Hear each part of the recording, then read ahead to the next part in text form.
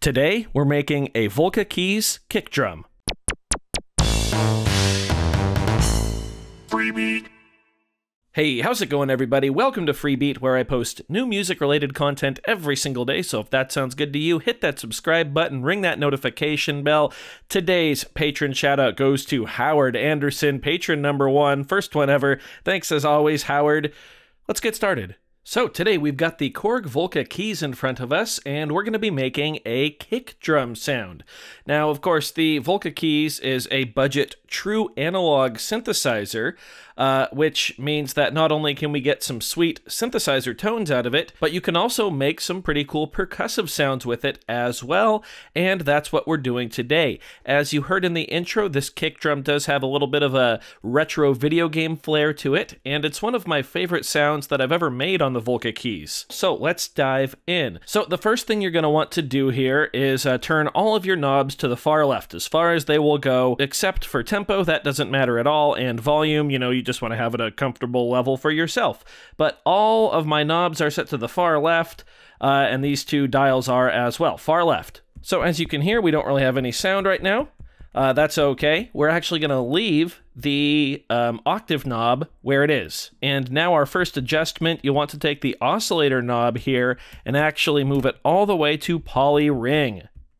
Again, that's not going to make any difference to the sound yet. And now I'm just going to slowly walk you through each of the steps one by one until we get to the sound that we're after. And of course, this is all customizable. So at any point, if you want to dial in your own setting or, have a variance for me, that's quite all right. In fact, I encourage it. Go ahead and share any suggestions you might have down below. Sound is, of course, subjective. So yeah, let's go ahead and dive into this. So first of all, I have the detune knob just at about, I don't know, between 9 and 10 o'clock right there.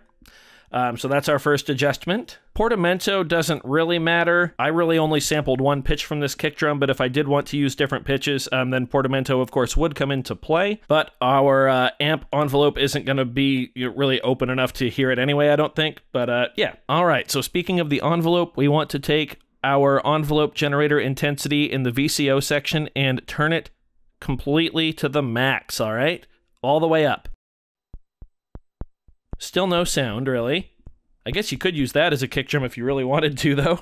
All right, we are going to skip the filter and LFO sections right now and go to the envelope generator because the envelope is going to affect heavily our oscillator pitch as well as the filter intensity. So we're going to do the envelope generator section next. That's this last row here. So for attack, we want to go ahead and leave that all the way off. We also want to leave the sustain all the way off, so far to the left with both of those. However, the decay and release knob, we want to put at about 11 o'clock or so, maybe in between 10 and 11. There we go.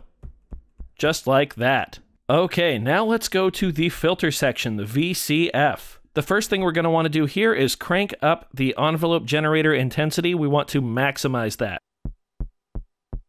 We're now going to start to hear the foundation of our kick. Next up, and this might be the most important step, we want to maximize the peak all the way.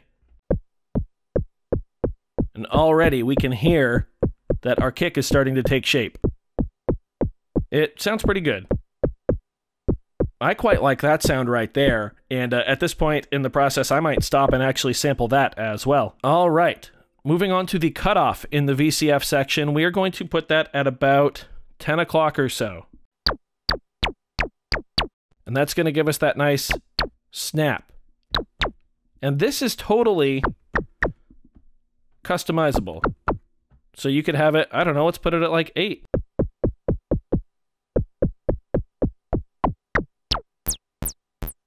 I wouldn't recommend going above 10 o'clock, though. So dial that in where you want it. I like a lot of that filter snap. I think it sounds pretty cool. There, that's good with me. I've got it just above 9 o'clock. Now we're going to move on to the LFO, but first we need to change something down here in the LFO settings. So we're going to hold the function button, and we're going to turn on trigger sync by pressing M7. And that light will light up. And that basically means that every time we trigger a kick drum, the LFO will re-trigger. The LFO shape is fine at saw, but feel free to play around with triangle or square if you want to. Okay, so finally, moving on to the main LFO section, we're going to go ahead and maximize the LFO cutoff intensity.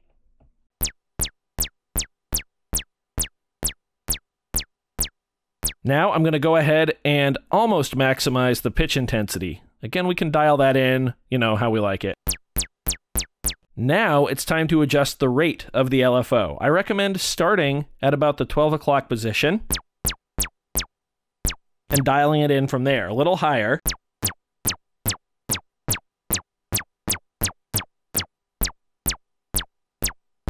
Just a hair past 12 is where I've got it. So right now we could call it good.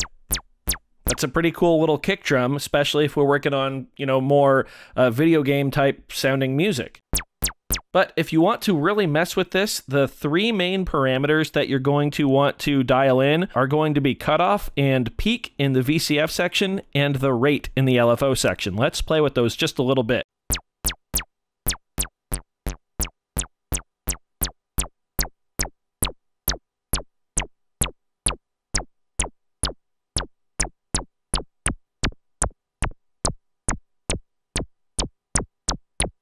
There you go, that sounds pretty good right there.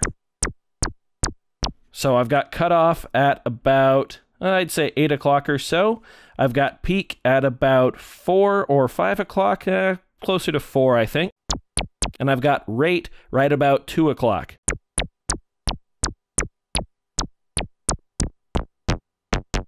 If the LFO rate gets too high, you'll start to get more of a pitched sound.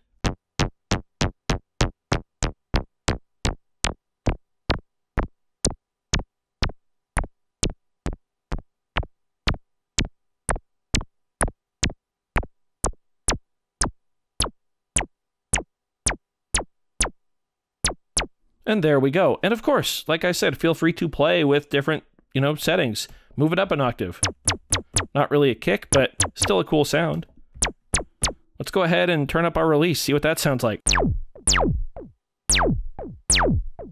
Again, not a kick, but a cool sound. There is a ton of potential here to just mess around and learn more about sound design. Change your oscillator type. Let's go to unison mode. Definitely hear those pitches coming through. There's a lot you can do though. And it's all just right here on the surface of the device. And I think that's one of the coolest things about the Volca Keys, both in teaching analog subtractive synthesis and just in, you know, practical use. Everything's right here. There's knob per function. It's awesome.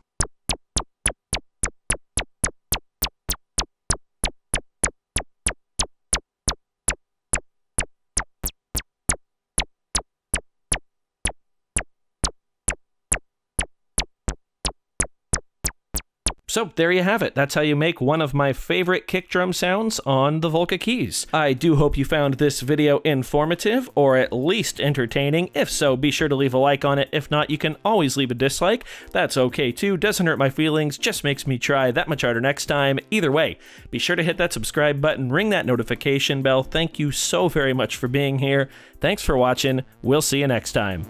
Bye.